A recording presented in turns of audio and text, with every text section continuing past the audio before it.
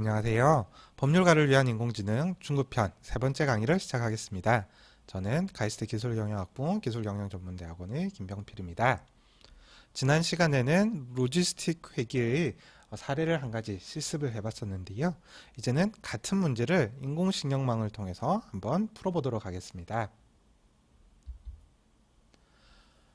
기억을 되살려 보시면 로지스틱 회계의 가설이라고 하는 것은 W1 x1 더하기 W2 x2 더하기 b라고 하는 값을 g 값으로 놓고 이 g 값을 로지스틱 함수 1 플러스 2의 마이너스 x분의 2 마이너스 g분의 1이라고 한 것이 로지스틱 회계다 라고 했었지요. 그런데 기초편 강의에서 공부했었던 인공 뉴런의 구조라고 하는 것이 결국은 로지스틱 회계의 가설하고 같은 것 아니냐라고 생각을 하실 수 있습니다. 예, 맞습니다. 그래서 이 z 값을 계산한 다음에 시그모이드 함수, 로지스틱 함수를 이렇게 통과시키는 구조의 인공 뉴런이다 라고 하면 결국은 인공신경망과 로지스틱 회계가 같아지는 구조라고 할 수 있죠. 그러면은 일반적인 인공신경망은 사실은 뉴런을 한 개만 쓰지 않고 아주 여러 개를 쓰지요. 그러니까 뉴런 한 개만으로 표현하는 경우보다 훨씬 더 복잡한 함수를 표현할 수 있게 되는 것이지요. 그러면은 인공신경망을 실제로 한번 만들어 보겠습니다. 기초편에서 공부를 했던 것처럼 인공신경망은 이제 인풋 레이어, 아웃풋 레이어가 있고 그 사이에 히든 레이어가 있었습니다. 그러면은 인공신경망을 만들 때는 과연 몇 개의 층을 둘 것인지 그리고 각 층마다 뉴런을 몇 개를 둘 것인지를 결정을 해야 할 것인데요. 우리가 지금 풀고 있는 중간고사, 기말고사 점수로 합격 여부를 예측하는 것은 상대적으로 간단한 문제니까 일단 한 개의 은닉계층을 두고 그 은닉계층에는 20개 정도의 뉴런을 둬보겠습니다. 생성하는 소스 코드는 이렇게 됩니다.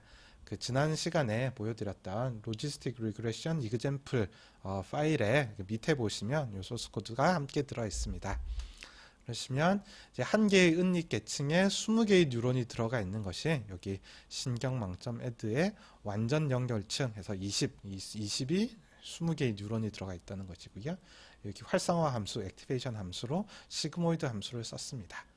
이게 히든 레이어이고요. 우리의 입력 레이어는 어떻게 되나요? 입력 값이 x1, x2, 중간고사, 기말고사 점수가 두 개지 않습니까? 그래서 입력되는 값은 이 두 개의 변수가 들어간다. 그래서 2, 이다. 여러 개, 100개의 데이터가 있는데 그건 지정해 주실 필요가 없고요. 그래서 입력되는 데이터 형태가 이다. 입력 레이어에는 뉴런이 두 개가 있다라고 여기 알려준 것입니다. 출력 단계는 어떻게 되나요? 합격, 불합격 여부 0, 1 값이 출력을 하면 되는 것이니까 이게 아웃풋 레이어에는 뉴런을 한 개만 둡니다.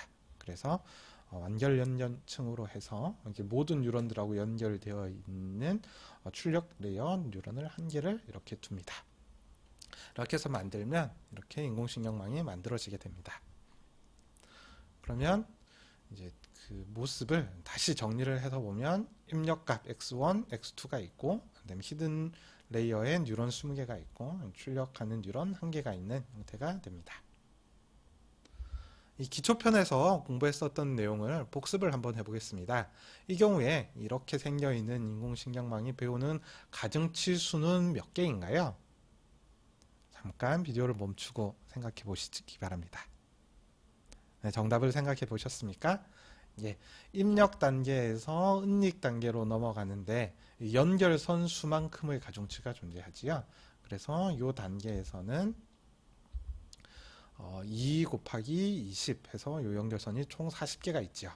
그리고 은닉 계층에서 이 출력 계층으로 나갈 때는 또 연결선이 20개가 있으니까 총 60개의 서로 다른 W 값이 존재하게 됩니다. 그러면은 인공신경망을 학습을 시킬 때는 이 W 값을 일단 겐또를 찍은 다음에 조금씩 바꿔가면서 이 오차 값을 최소화하는 W1 값들, W 값들을 이렇게 찾게 되는 거겠지요. 기초편에서는 W만 고려를 했었는데 W뿐만이 아니고 B도 고려를 한다면 어떻게 될까요? 한번 비디오를 멈추고 한번 생각해 보시기 바랍니다. 답을 생각해 보셨나요? 보시면은 이 뉴런 하나는 W1, X1, W2, X2 더하기 B라고 되어 있을 거고요.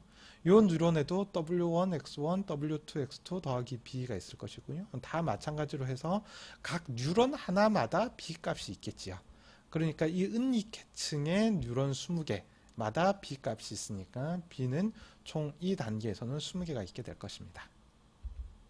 그래서 W 값은 2 곱하기 20 해서 40개가 있고요. B 값이 20개가 있어서 이제 W뿐만이 아니라 B까지 고려하면 총 60개의 파라미터를 배우게 됩니다.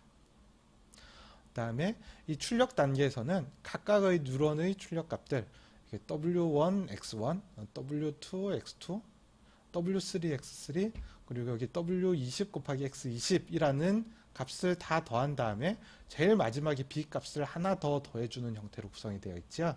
그러니까 가중치는 20개 그리고 B 값 1개 그리고 다 합치면 21개의 파라미터를 배우게 됩니다. 그래서 조금 전에 이 케라스 인공식량 모델에서 이렇게 레이어가 2개가 있고 아웃풋 쉐이프는 21 이렇게 되고 여기에 파라미터 넘버가 되어 있는데 여기에 60, 21이라고 되어 있는 이 숫자가 이 방금 보여드린 것과 같은 방법으로 계산돼서 나온 것입니다. 그러면은 데이터를 가지고 이 총 81개의 파라미터를 이제 학습을 시키게 되는 것이지요. 그렇게 해서 학습을 시켜보면 그렇게 경계 결정선이 결정이 됩니다. 그래서 정확도가 이제 명확하게 100%로 틀린 것, 맞는 것 그러니까 정확하게 다 구별을 해냈지요. 그래서 정확도 1.0으로 경계 결정선을 만들어 볼 수 있었다.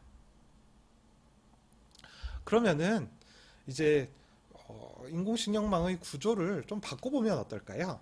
예를 들어서 뉴런 수는 20개로 그대로 두고 이제 히든 레이어를 2단계로 나누어서 각 레이어마다 10개씩 이렇게 나누면은 어떻게 될까 생각을 해볼 수 있겠습니다. 한번 그렇게 만들어 봤습니다.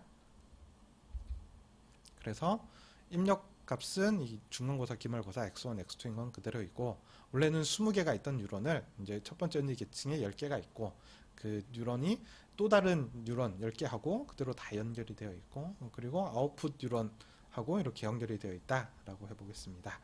이 경우에 학습하는 가중치 수는 이제 입력 단계에서 첫 번째 히든 레이어로 들어가는 데서는 연결선이 2 곱하기 10 있으니까 20개가 있고 뉴런이 10개가 있으니까 B 값이 10개가 있어서 총 30개의 파라미터를 배우게 되고요. 그 다음에 첫 번째 단계에서 첫 번째 히든 레이어에서 두 번째 히든 레이어로 넘어갈 때 연결선은 총 10 곱하기 10 해서 100개가 있고 그 다음에 두 번째 레이어에 뉴런 10개마다 B 값이 있으니까 총 110개의 파라미터가 있게 되겠지요. 그리고 아웃풋 레이어에서는 이 아웃풋 레이어 뉴런 10개, 이 뉴런 10개에 대해서 이 아웃풋 레이어 뉴런으로 가는 연결선 10개가 있으니까 이 10개에 대해서 W 값이 다 따로 있고 여기에 있는 B 값 1개 있으니까 배우는 파라미터 수는 11개, 다 더하면 151개의 파라미터가 있고 이것들을 학습을 하게 된다. 라고 케라스 모델에서 출력을